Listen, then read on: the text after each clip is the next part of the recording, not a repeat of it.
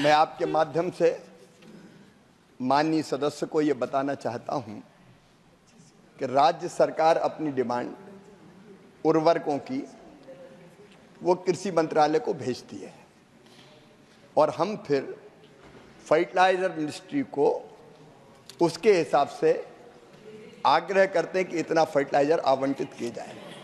मुझे बताते हुए खुशी है कि खाद की पर्याप्त आ रहा है और हर एक राज्य प्रधानमंत्री नरेंद्र मोदी जी के लिए समान है। हम सब भारत माँ के लाल, भेदभाव का कहाँ सवाल, सारा भारत एक है। और इसलिए तमिलनाडु के किसानों का भी हमने पूरी गंभीरता और शिद्दत से ध्यान रखा है। और माननीय सदस्य को, वरिष्ठ सदस्य को मैं फिर आश्वस्त करना चाहूँगा, जितनी फर्टिलाइजर की जरूरत होगी तमिलनाडु को उतना किसानों के लिए उपलब्ध करवाया जाएगा। ऑनरेबल मिनिस्टर, प्रतिपक्ष नेताजी ने एक बहुत अच्छी बात की है कि इधर भी देखो। आप ऐसा करो, मेरी तरफ ही देखो। नियम यही कहता है कि जवाब किधर भी दो, मेरी तरफ देखो। मेरे माध्यम से खड़गे जी के पास सीधा पहुंच जाएगा।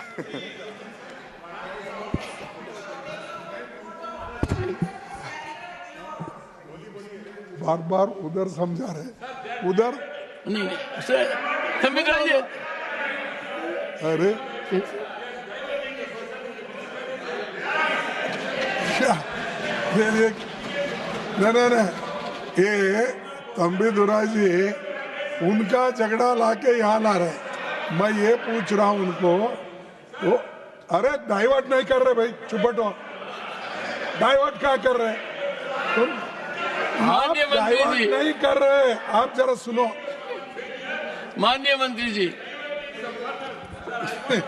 माननीय सभापति जी, ऑनरेबल मेंबर्स, मैं बहुत अपने आप को शीशे में देख कर आता हूं कि आप मुझे ही देखिए। माननीय सभापति महोदय, आपको तो पूरा सदन देखता है और मैं भी लगातार आपकी ओर देखता रहता हूं, क्योंकि आप सभी बड़ी अपेक्षाएं हैं देश को।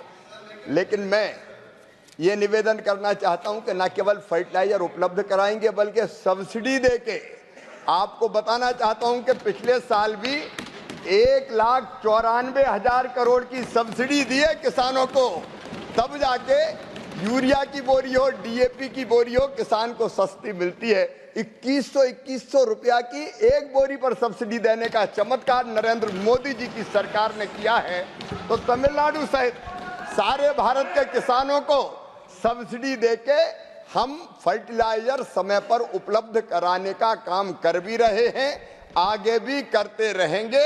हाँ, इतना मैं जरूर कहूंगा कि केमिकल फर्टिलाइजर के असंतुलित और अंधाधुंध प्रयोग के कारण जो नुकसान होते हैं उसके लिए भी हम अवेयरनेस क्रिएट कर रहे हैं। प्रधानमंत्री नरेंद्र मोदी जी उसके लिए भी चिंतित है, इसलिए जैविक खेती और प्राकृतिक खेती की तरफ भी हम ध्यान दे रहे हैं। लेकिन फिर मैं पूरी जिम्मेदारी के साथ कहना चाहूंगा, किसानों को सब्सिडी के साथ पूरा खाद देने में ये सरकार ने ना तो कोताही की है ना आगे करेगी। पर्याप्त मात्रा में खाद उपलब्ध कराया जाएगा।